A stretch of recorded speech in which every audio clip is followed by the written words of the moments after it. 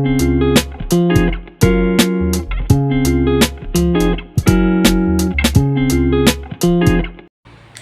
sejahtera. Nama saya Syamil Anak Papa Sandra Prakash dengan nombor matrik C24A2261. Hari ini kumpulan kami akan membentangkan tentang tajuk 5 pengaruh Hindu-Buddha dalam kesenian di alam Melayu. Alam Melayu kaya dengan adat dan budaya yang unik, dipengaruhi oleh animisme, Hindu, Buddha dan Islam.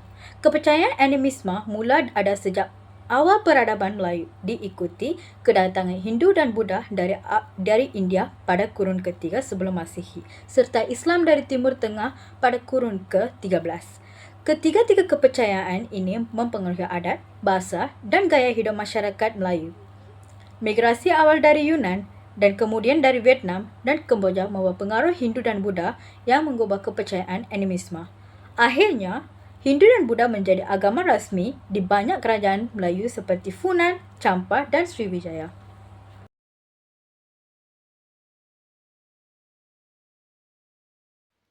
Selamat sejahtera. Nama saya Lavanya Silan. Nombor matrik C24A2004. Sekarang kita sambung kepada seni arca dan patung. Bagi seni arca, kita boleh nampak melalui dewa-dewa Hindu dan Buddha. Bagi Hindu pula, terdapat arca Shiva dan Vishnu. Ini merupakan contoh arca Dewa Vishnu dan Shiva. Bagi Buddha pula, terdapat arca Buddha Sakyamuni. Selain itu, seni arca relief seperti di Candi Borobudur dan Prambanan merupakan contoh seni arca yang menampilkan pengaruh Hindu-Buddha.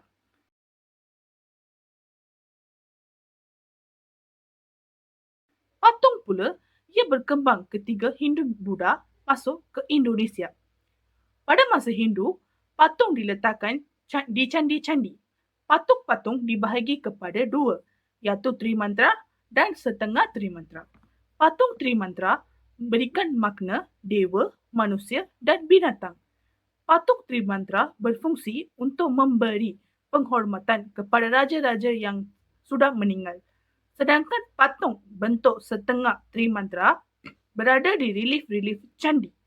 Seterusnya, patung pada zaman Buddha berbentuk Sang Buddha, iaitu dibuat dengan posisi tangannya yang sedang mengarah ke mata arah angin tertentu. Bagi pengaruh Hindu pula, terdapat patung Dewa Shiva, Ganesha dan sebagainya. Inilah contoh gambaran bagi patung Hindu dan Buddha yang terdapat dalam negara ini, iaitu pertama, patung Sang Buddha dan patung Shiva dan Ganesha adalah Tuhan utama dalam pengaruh Hindu.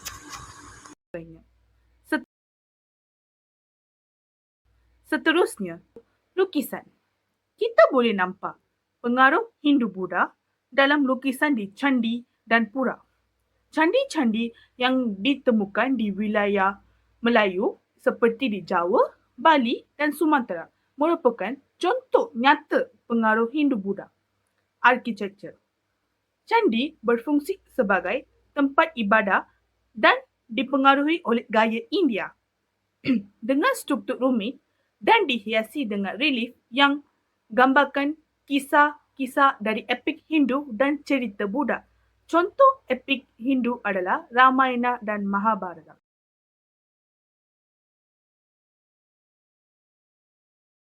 Melalui ini, kita boleh tahu mengenal kisah-kisah yang lama yang telah berlaku.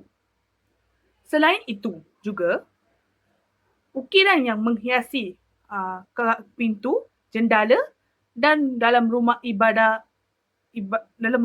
di Bali, Sumatera juga mencerminkan cerita-cerita mitologi Hindu-Buddha. Ini merupakan gambaran seni lukisan yang terdapat di candi-candi dan kuil. Terdapat juga beberapa gua di Sumatera dan Jawa, lukisan yang menggambarkan adegan dari kisah epik Hindu dan kehidupan Buddha. Terima kasih. Sekarang, saya akan membentangkan tentang seni pertunjukan. Teater tradisional seperti wayang kulit dan tarian-tarian yang menceritakan kisah-kisah dari mitologi Hindu-Buddha menggabungkan elemen naratif, musik, dan tari untuk menciptakan bentuk seni yang membangun pesat pada maju serta menghiburkan. Di sini, terdapat beberapa contoh seni pertunjukan.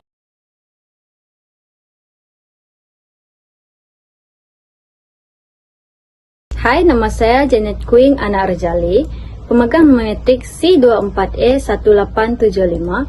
Antara pengaruh Hindu-Buddha dalam kesenian di alam Melayu adalah penyebaran ideologi. Seni dan sastra Hindu-Buddha berfungsi sebagai alat penyebaran ideologi. Ia ditulis melalui teks agama. Selain itu, ia juga ditulis melalui seni bina atau seni visual. Mereka menggunakan tiga perkara tersebut kerana untuk memperkenalkan atau memperkukuhkan kuasa-kuasa raja yang dikaitkan dengan kehadiran dewa-dewa atau ajaran Buddha. Selain itu, seni sastra juga merupakan sebagai lambang identiti budaya.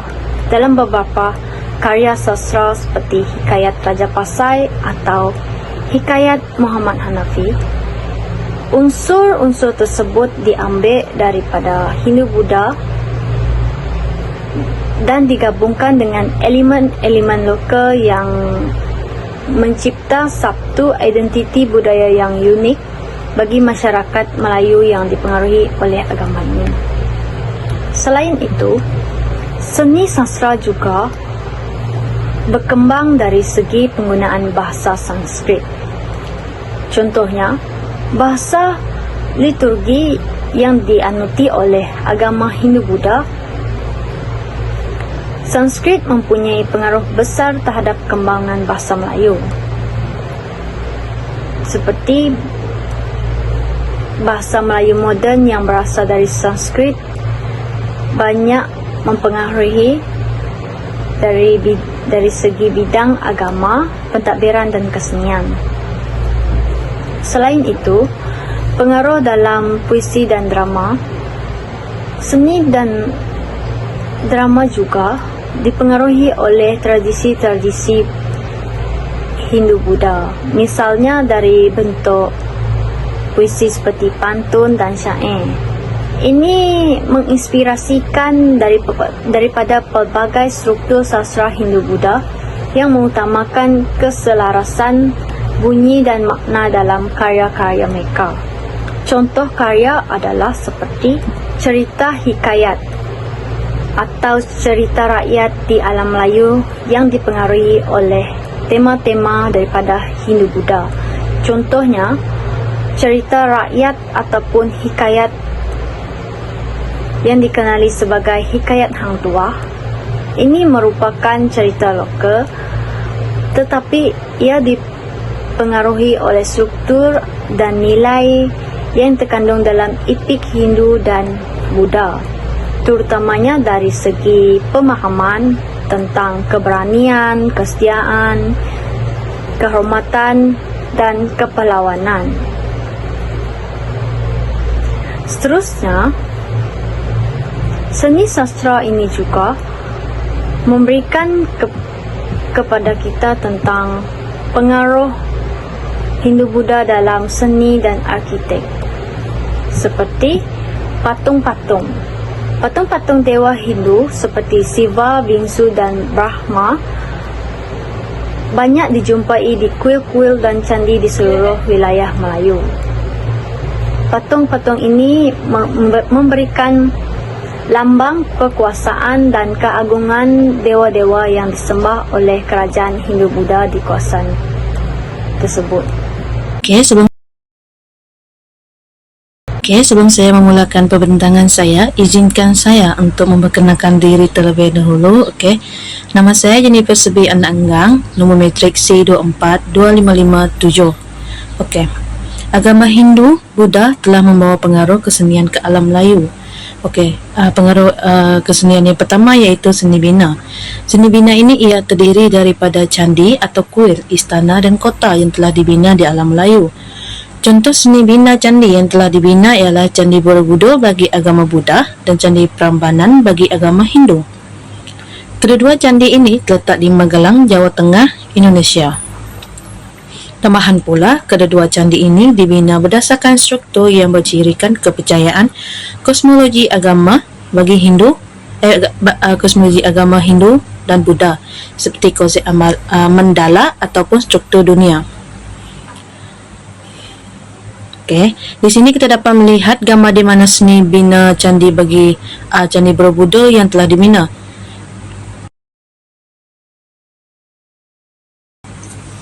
Candi Borobudur ini merupakan candi terbesar di dunia, telah dibina pada abad ke-7 dan ke-8 semasa pemerintahan kerajaan Shailendra. Candi Borobudur ini dibina berbentuk gunung yang bersegi-segi dan memiliki beberapa tingkat. Tingkat pertama ialah tingkat Kamadatu, tingkat yang berada di bahagian bawah, Rupadatu, tingkat yang berada di bahagian tengah, dan Arupadatu, tingkat yang berada di paling atas. Okey. Candi Borobudur ini memiliki 504 patung Buddha yang tersebar di pelbagai tempat. Seterusnya, ini merupakan gambar bagi Candi Prambanan. Okey. Candi Prambanan telah dibangun sekitar tahun 850 Masihi pada masa Kerajaan Mataram kuno atau dikenali sebagai Kerajaan Medang. Candi ini didirikan pada masa pemerintahan Rakai Pikatan dari dinasti Sanjaya sebagai tanda kemenangan atas dinasti Shailendra yang beragama Buddha. Okey, Candi Prambanan ini mempunyai 3 dewan utama dalam agama Hindu, iaitu Siswa sebagai dewa penghancur ataupun sebagai dewan utama, Wisnu dianggap sebagai dewa pemelihara dan Brahma sebagai dewa pencipta. Candi Prambanan dibangun sebagai tandingan dari Candi Borobudur yang merupakan candi Buddha yang terbesar di dekatnya. Kesimpulannya, ini mencerminkan persaingan antara agama Buddha dan agama Hindu di Jawa pada masa itu ataupun di alam Melayu. Sekian, terima kasih. Ini sahaja bintangan saya.